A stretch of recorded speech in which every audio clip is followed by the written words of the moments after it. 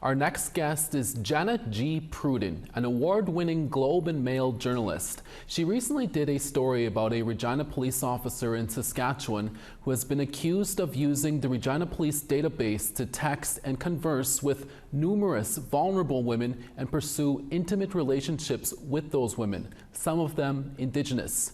After a 2023 complaint, Sergeant Robert Semenchuk was suspended with pay, and the Crown laid 2 criminal charges against him, including breach of trust and unauthorized use of a computer. Semenchuk has pleaded not guilty, and a court date has yet to be set. We spoke to Jana Pruden from Toronto to find out more.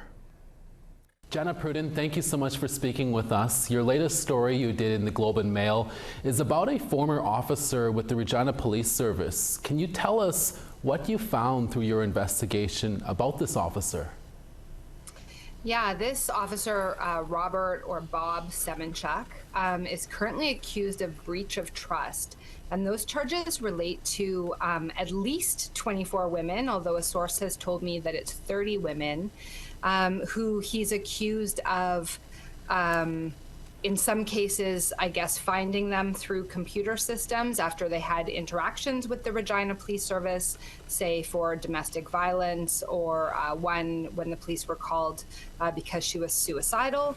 And in other cases, they were women who had no contact with the police whatsoever, but Sergeant Semenchuk would contact them with what appeared to be a wrong number on a cell phone and start a conversation, start a personal, intimate relationship. And none of the women knew he was a police officer. They knew him under false identities. Some knew him as Jay Lewis, some knew him as Steve Perkins, and as a contractor or in construction or in finance, not a police officer at all. Quite a considerable amount of women. Are you able to say how long he did this for?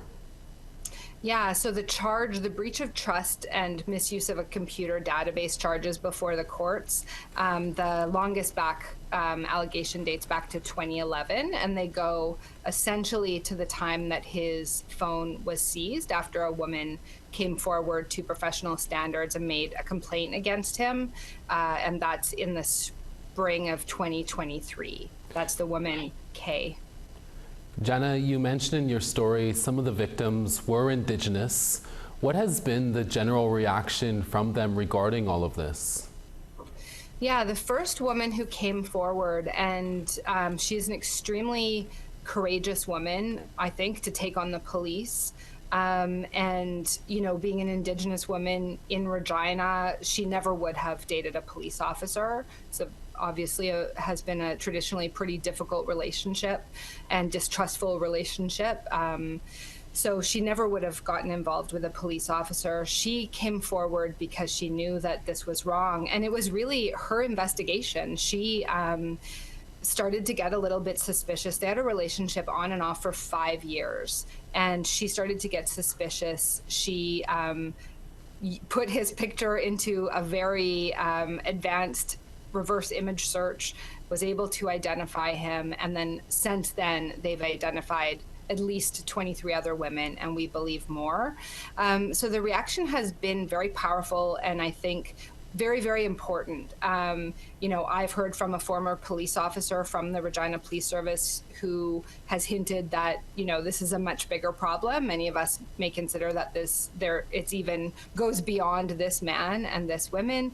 And I'm hearing from a lot of women who are really, really concerned about this. As you say, some of the victims are Indigenous women. They're very, very disturbed to have found out that they were essentially being preyed on by a police officer. And Jana, can you talk about some of Semenchuk's career? I understand he won many awards for his years of service.